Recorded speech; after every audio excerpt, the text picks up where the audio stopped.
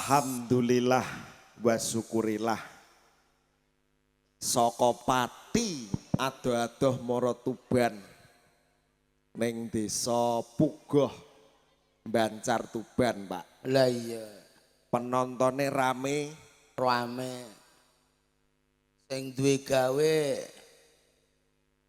dulurku lanang Cemplon. Cemplon iki sapa?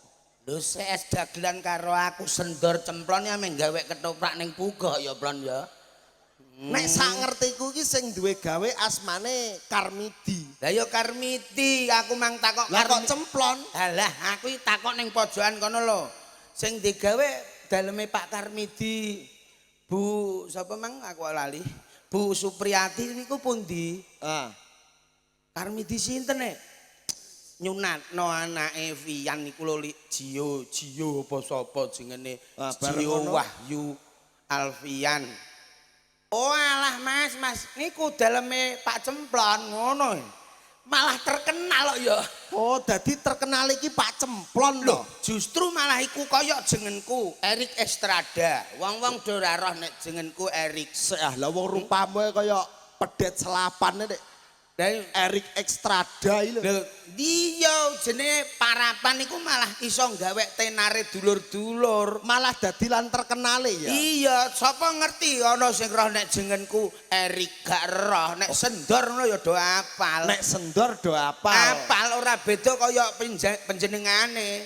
Pak Cemplon, Pak Karmidi iki wis apa kaya dulur dhewe, kaya bateh dhewe, wis raket kanggone keseduluran karo Wahyu Manggala. Mulane aku mang tekok ora bakal keliru mergo karo Pak Cemplon iki wis seesan karo aku. Oh, dadi wis nyemanak nyedulurno. Wis nyedulurno layak to layak. Ngrumati ketoprak ora sebaene. Walah jos tenan. Toprak tekoe terus diwenehi mangan lho, Pak. Mangan nganggo becek iwak sapi. Apa krecek? Becek iku apa? Becek iki cara kene nek cara Pati kuwi ya padha karo jangan iwak sapi kuwi lho. Kuwi nek kene nek ngarani becek. Oh, becek. Karo becek iwak sapi. Lah ya beda-beda aku mang nek Pati kan kelantur. Kelantur kuwi nek Pati. Pati Sendor sampean ke laut. Laut iki basa kene. Mboten kula ajeng teng Pugoh kok nek nglaut lah apa aku ya ngono. Ke laut tek laut. Lah ya ora roh ke laut ini tak kira ameh lunga ning segara. Ke laut iki nek cara Pati kelantur. Lah ya nek cara daerah Bluro iki kebablasen. Lah wong pancene beda daerah iki beda bahasa. Heeh ya. Pati antarane Tuban wis beda. Tuban mara ngetan meneh wis beda meneh. Oh iya. Basa Surabaya. Iki wis beda meneh. Kowe apal basa Surabaya? Lho, aku ra ketang sithik-sithik tau ning Surabaya. Ning Surabaya. Ning Surabaya. Ning daerah Jawa Timur. Surabaya. Ya ning Surabaya. Ning Surabaya. Ning Surabaya. Ning Surabaya. Kowe tau? Wah, wis tau aku ning Jawa Timur. Berarti pinter basa Surabaya nek. Ya, apal aku. Surabaya masih ikut Jawa Timur. Padha karo kene Tuban melu Jawa Timur. Nek kowe pancen iso basa Surabaya jajal aku tak takon. Takon apa? Nek kene nek ngarani cah cilik-cilik ini iki biasane nek ngundang apa? Nek daerahku, iya, iku cung. Ning kene lah ya cung. Ning kene ya cung. Padha ae. Iya nek ning daerah Surabaya iku le. Nek ning Surabaya iki le. Dadi nek ngarani cah cilik ning kene cung. Cung nek ning Surabaya ya le. Oh, le. Iya le. Apal tenan. Wah, apal wong aku ning Surabaya ning kono meh 3 jam. Kok sedelok emen ta? Punjulane 4 tahun. Lah ngono berarti wis suwe. Suwe aku. Berarti nek ning kene cung, nek ning kono le. Lah nek kene kan nek ngarani kowe. Nek ning Surabaya nu basane apa? Kon. Oh, kon. Heeh. Dadi nek ngarani cah cilik le, nek ngarani kowe kon. Aku saiki tak takon basakno Surabaya. Ya. Oh, kowe to cung sing kecepit lawang. Basakno Surabaya. Oh, kon to li. sing kecepit lawang. Berarti kowe pinter basa Surabaya tenan. Nek guyon apa, Dik? Apal ketara kowe. Cah. Iya tra ya ngono nek ning kono le ning kene cung. Nek ning kono le, nek kene cung, kene cung ning Surabaya le. nek ngarani kowe Kon. ning kono kon. Kon. Lah aku takon basane Surabaya. Ya. Oh kowe to cung sing kecepit lawang. Oh, kon to le sing kecepit lawang. Berarti kowe pinter basa Surabaya tenan. Percaya nek kowe Iya. apa suwe ning gone Surabaya. Oh, kon le.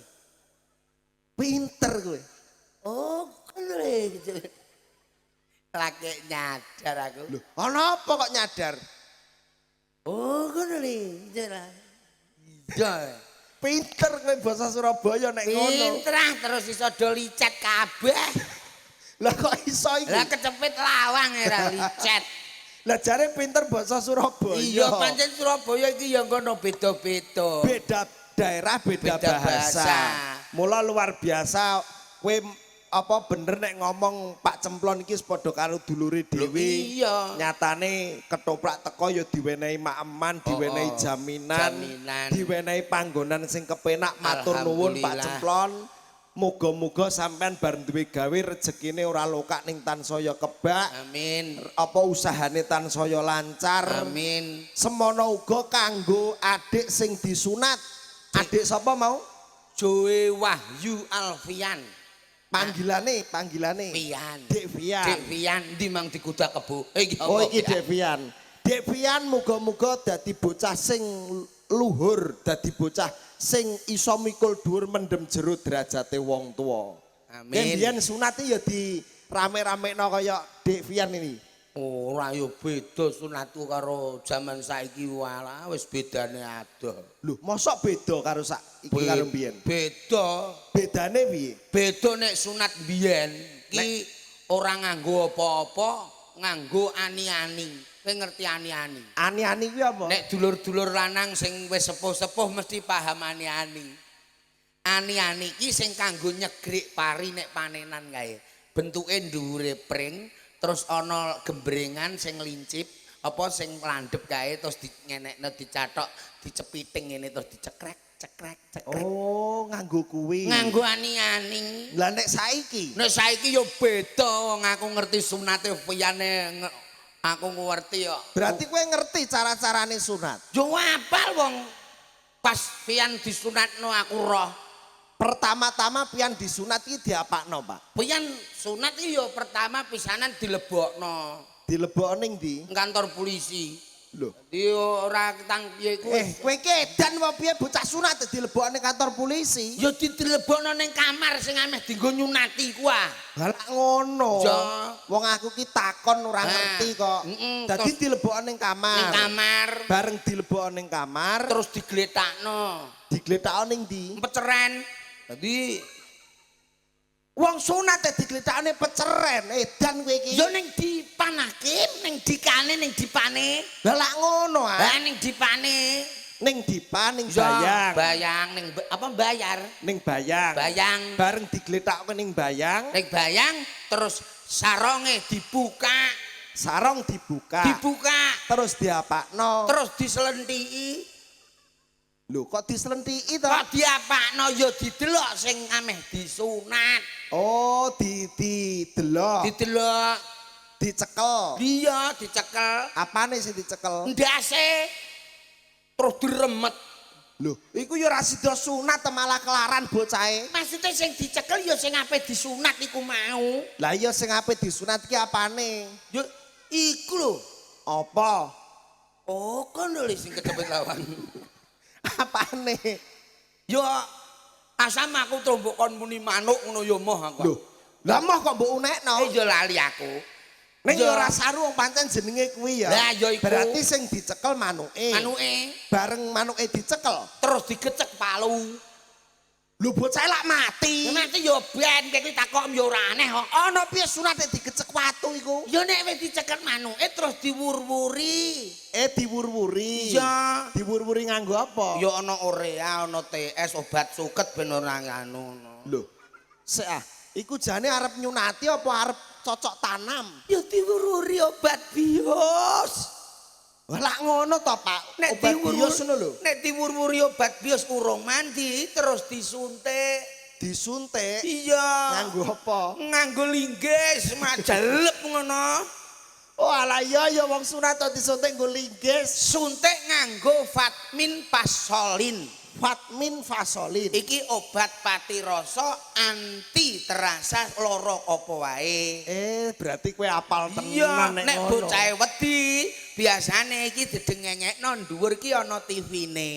Oh, ana TV-ne. Terus disetelno film. Disetelno film apa? BF. Loh. Dadi bocahe Wong edan. aduh, Kok iso disetel film BF lho?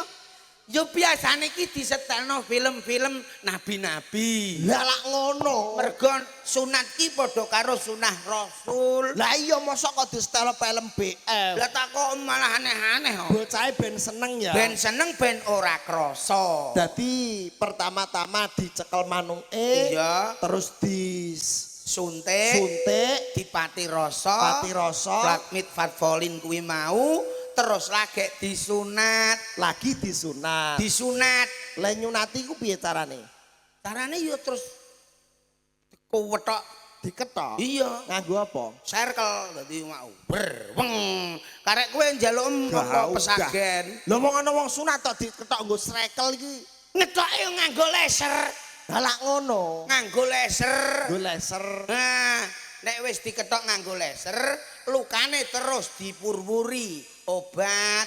Diwuri obat mau. Obat. Obat apa kuwi? Ya obat suket, ana ronda, barang ngono kok ben ora dirubung semut. Kowe senengane lara ati nek dijak omongan. Lha iku ya takon maneh-aneh agah. Lho aku ki apa ben paham, cah cilik-cilik kene lah ya ben ngerti. Oh, nek wis ngerti, wah jebule sunat iki ora carane gak lara ben ora wedi ngono lho.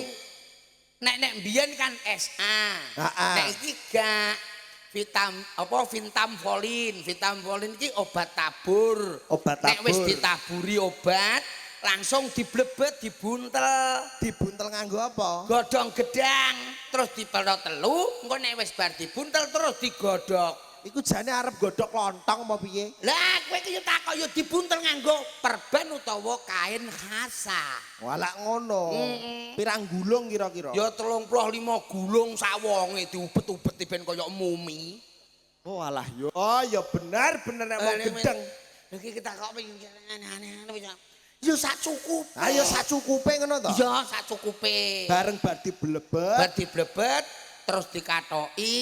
Nek urung iso apa-apa ya terus dijak ngalih. Oh, ngono. Nek gak ngono ya jak mlayu-mlayu ning lapangan ben gondonge go wedi.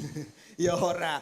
Ya berarti sunat kuwi jaman saiki ringan, ora angel, mulane adik-adik sing wedi nek sunat kuwi lara ora usah wedi. Ora usah wedi. Nek kepengin sunat ya sunat. Selamat kanggo adikku lanang. Amin amin. Bocah wis saya dewasa sing tak jaluk mung siji. Aja lali karo wong tuwa.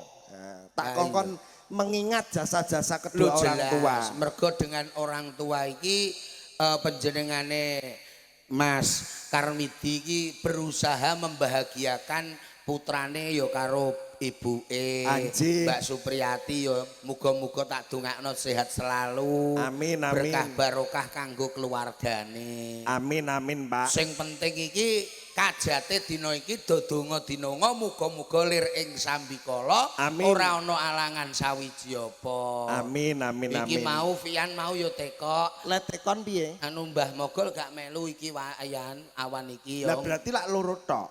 Telu Fian mang wis pesen piye? Jaluk dagelan sing raine kaya cok bakal. Dadi tak gawakno. Karo yo nggawa dagelan. Nggawa malah dagelane lah raine kaya rai naga. Lho. Lah kok medeni kuwi malah. Gak percaya. Yan iki lho Yan tak gawakno Yan kowe Yan. Aduh. Oh, alah iki to. Kan dia. Sariman to sing mbok omongno kaya rai naga. Ya Yan. Sira Yan.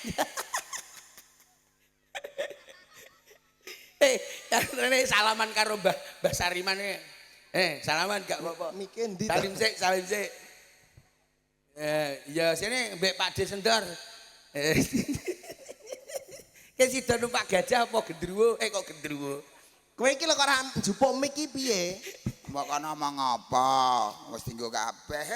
Aku ora komanan apa-apa. Tuh delok raine, delok Bu, sawang Bu, rai diwedhaki ora malah bening malah ijo ya Bu ya. Kowe aja ngenyek, kowe iki aja ngenyek lho. Entak gelekno mik. Kalau mike jupun.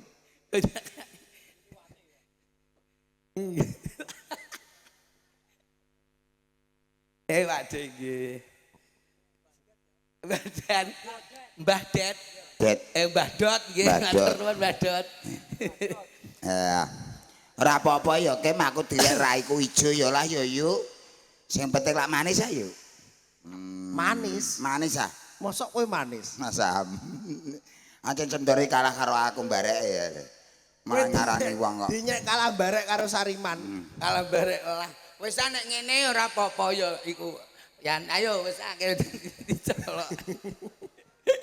Ayo ndas kok ya. Sesuk kok iso padha gundule piye? Lah wong terae anak laire padha kok. Nenek, Pian mau Dek Tian sing sunat. Dek Vian. Dek Vian sing sunat. Oh, ya tenan ning kono bisae. Disubyo-subyo dibahagiakan. Dibahagiakan. Ya semoga-moga didongakne bocah dadi bocah sing migunani tumrap nungso lan bangsa. Amin. Wong tuwa lan agama. Amin. Lah ngono lho. Iya, Mak. Sapa ngerti somben sak bubarene nimbali wahyu manggala. Berkah tansah lumintu, rezeki Amin. tansah lumintu. Somben nek nikah nimbali wahyu manggala. Amin. Iku nggo surat isine apa? Kos panjenengane Mbah Dot Bandot. nyuwune gending Sinom Ketawang. Nah, iki wis. Sinom Ketawang. Ketawang. Semprol pinter nek iku. Sinom Ketawang. Sing piye to? Sinom Ketawang. Sing piye Ya to? engko diaturi nyuwun pirsa Bu Sinden mengki. Ler Kartika. Oh, iku to. Aku lali. Sing piye Pak Bung Rek? Nulodolaku. Gak iku. Lah sing ndi? Ler Kartika. Iku sinom biasa. Ora iku sing bener iki lho. Sing bener piye, Man? Tan samar pamore. Wong edan ora kuwi kok iso. Ya diaturi Mas Enter nek iso. Ya kok diaturi lagune. Sinom Ketawang. Lah Oleh. ya dak sing ku ah. Angger ngerti ngarepe ya ngerti. Nulodolaku. Oh, sing ngono. Oh iya Parijana ya Mbah nek. Adalah kau utama. Ya wis kok njaluk bantuan Bu Sinden, njaluk bantuan Bu Nggih. Sinden. Adalah kau utama. Nek cakepane iso aku sing cengkoke sing dalem. Ayo diaturi ya. Saking Mbah Ndot iki diparingi nyuwun campur sari dangdut napa Apa? tayub, Bu? Non? Campur sari tayub, nggih. Bapak-bapak nyuwun apa? Oh nggih, njaluk bojo sing ayu, gak apa-apa. Sing mriki nyuwun apa, Bu? Tayub. Ya Tayub. ngene ya tayub ya campur sari nggih. Mergo wektune ya jek dawa banget, ora apa-apa. Yuk Campur sari sih. campur sari sih. Mas Rokim. Oh nggih, diaturi tembang campur sari. Bu Desi Spesial nyuwun apa Bu Desi? diaturi Puspitanala monggo. Nah, iki Sing lagu. wis dikenal Lagu masyarakat. favoritku iki. WM Favorite audio. Favorite Sempraul. Sempraul. Cek, Sempraul. cek, Sempraul. Loh, Pak D sing kagungan kersa Pak D iki. cek, cek. Iya. Pak D. Oh, nggih. Oh, yes. Wajah iso mirip aku belejet iki. Lho gaya yo ganteng Mas Karwidi kok. Sing geleme Bu Desi sing gelem Pak Karwidi. Tekoke Bu Desi ya, Pak Karmedi lah mirip aku. Ning cendek-cendeke ya padha. Padha. Pak Karmedi nggih mirip kula nggih. Oh, cocok. Jajal Pak Karmedi kek pakai dagelan tak mirip aku.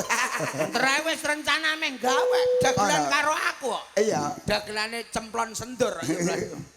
Kok cemplon Lah Pak Karmidi ki terkenale kan Pak kono-kono, Cemplon, Pak Pak Cemplon, Cemplon. Pak Vian yo Pak Cemplon yo. Nek sing garwane Bu Supriyati yo Bu Desi. Puspitanala. Ayo, Bro. Nggih, yo. Sabar ya, Pak. Kersane dibantu kalih Bu Sinden, Pak. WM audio.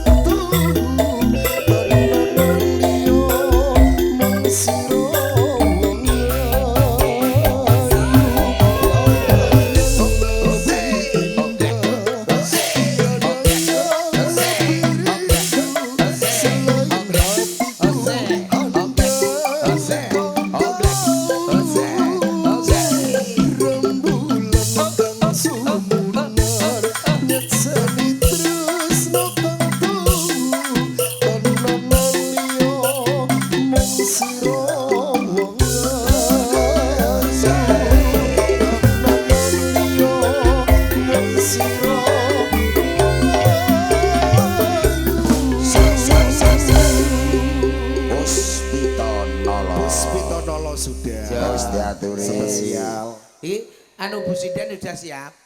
Ya ditayub Nggih. ditayubno misan ya sunane anu ibu-ibu tayuban. Nggih, monggo. Ya munggahe monggo terserah. Yuk. Minangani pamundutanipun Mbah Dek. Wis ngangelno dagelan niku. Cakepane. Nyelokekno sinden sing gending. Ora gaduk iki. Ya engko ae. Ya engko.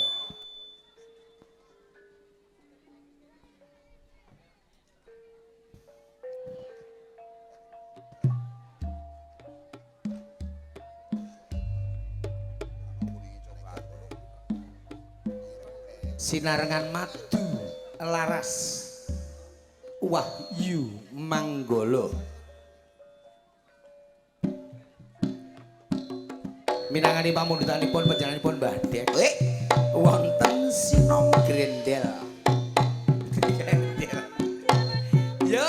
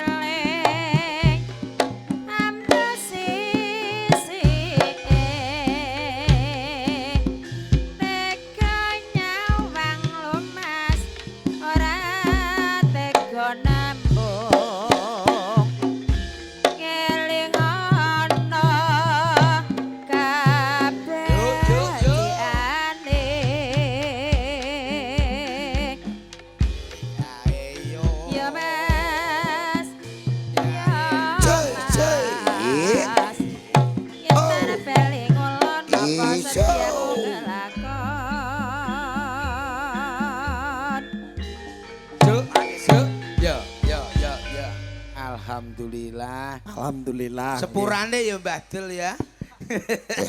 Oh, sapratune ya, Mbah. Nggih. Sing penting Nggih. wis diaturi ya, Mbah, sak.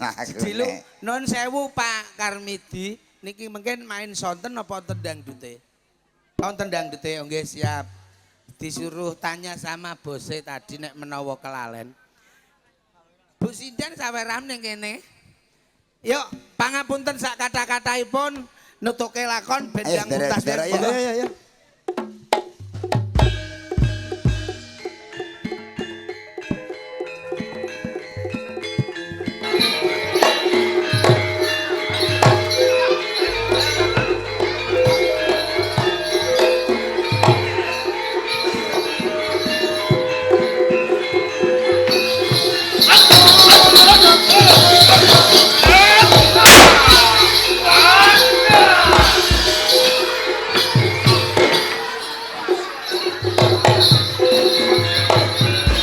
Kaget Kebu Marjuet. Sopo bewani ngembari barang hati-pati Kebu Marjuet. Aku cukup umbaran. Apa karep umbaran? Kepengin kowe kudu manungkul ana ing pengarepanku. Kalamun aku mandul karo kowe alung mati di papan iki. Tak suwano nek kudu cobain. Kaget.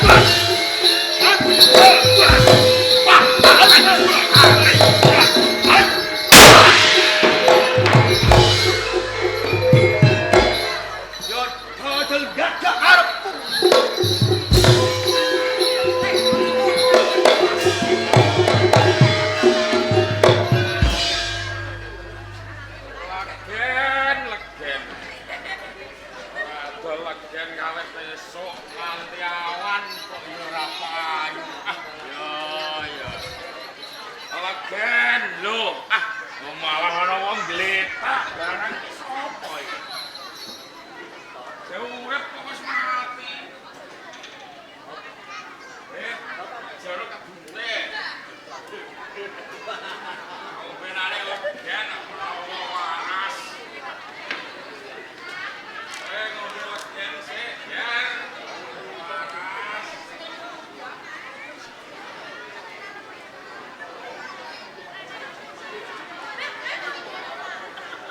Ya, tangi.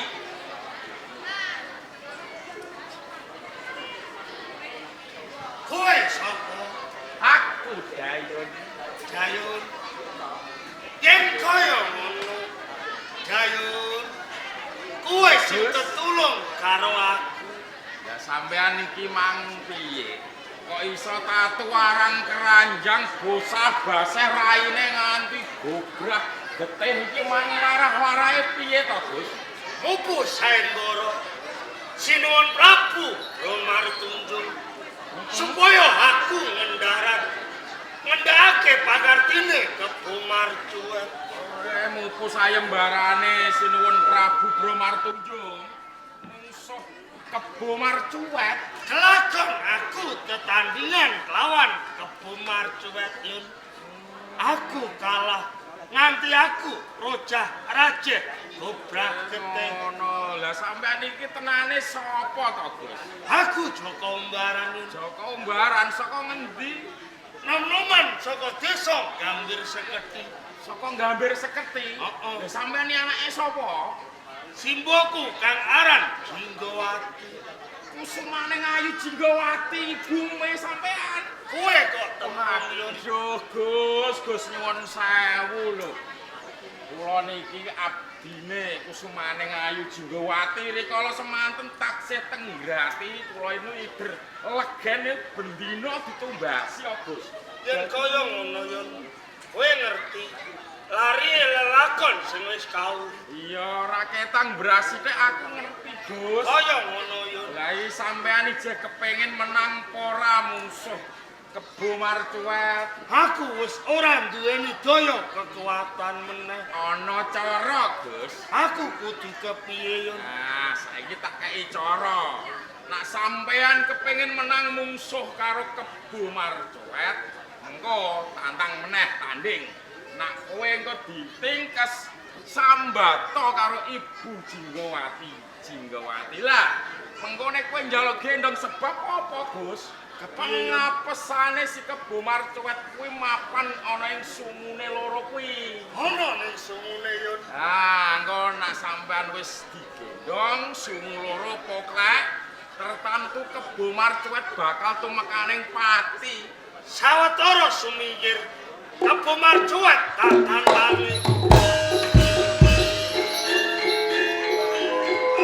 Kebo Marcuet terang durung ana kerampungan. Ayo tanding ana Joko Umbaran.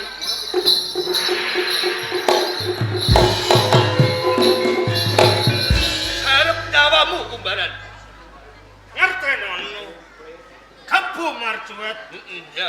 gembleng tekad ing atiku ora bakal gemuli bali lamun durung kowe mati saka tangan Maju saja tebak iga-igamu.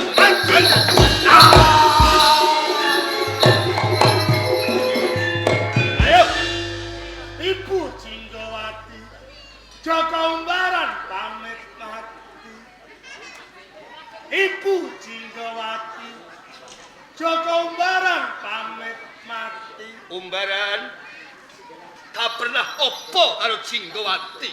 Aku anake Jinggawati. Kowe anak Jinggawati yen ngono kowe putraku nggih.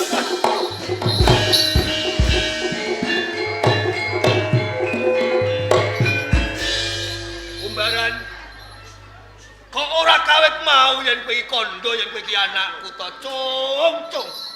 Yen aku ngomong ket mau, ketoprak rampung jam 3. Ngono ya. Heeh. Mateni wong. Saiki ibumu Jinggawati mapan ning ndi Umbaran? Ana ing desa Gambir Seketi. Isih ayu ta ora? Isih dino, isih diblong. Upama aku kepengin ketemu marang ibumu bisa apa ora? Aku ora bisa Sebab ngeterke. apa Umbaran? Aku wis ora duweni tenaga kanggo lumaku. Kalamun kowe gelem muterke aku ketemu marang ibumu Jinggawati. Tak potong ning pundak. Kaya ngono. Yen kaya ngono aku saguh ngeterke. Ayo munggah ning lenggah.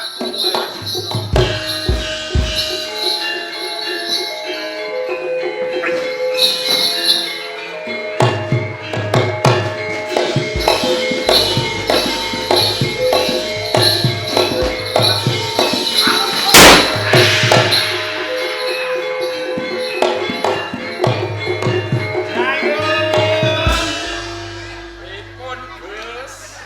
Ganti caramu Yun. Kebo Marcuet kelakon mati saka tanganku. Kebo Marcuet wis mati, Gus.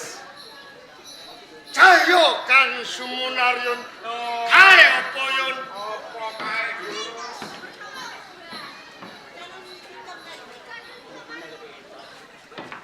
Iki wonten pusaka. Dumadine saka sungune Kebo Marcuet kae mau. Dumadine saka sungune Kebo Marcuet.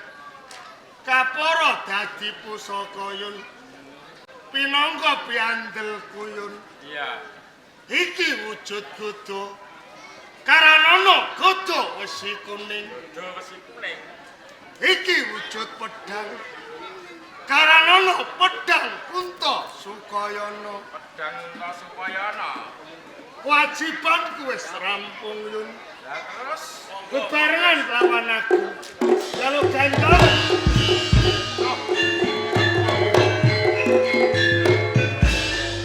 Kakang Matur, sabdonan dalem.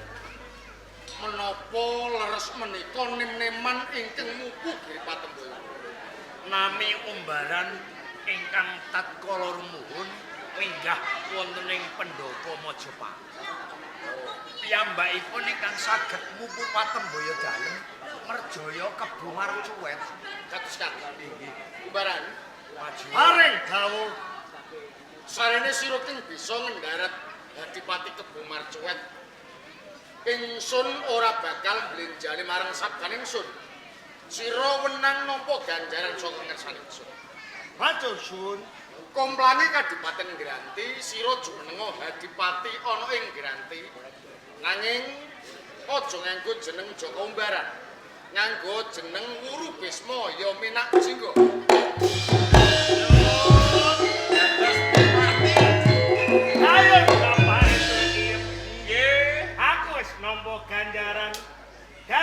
Adipati ana ing Kadipaten Grati kang aran Minak Gujing. Minak jinggo. Minak Gujing. Minak jinggo, Gus. Minak Gujing. Minak jinggo. Minak Jinggo. Ah, niku.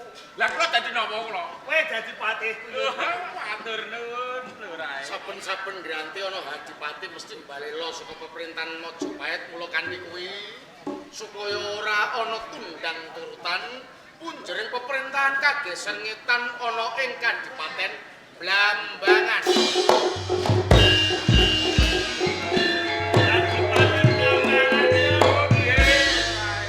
Kanthi menika Kakang Patih Maudara Nggih, sabda dalem. mugi tentrem wonten ing negari Majapahit, ical sukertaning negari, ical sengkalaning negara, sengkala dina sasi taun windu tolak balak mugi saged balik utawi lebur ing dinten menika. Amin. Mugi saged tumus dhateng ing kagungan kersa. Amin. Sabubaring pahargyan mugi tansah pinaringan panjang yuswa Amin. sarta cepak rejekinipun. Amin. Wetan paripurna.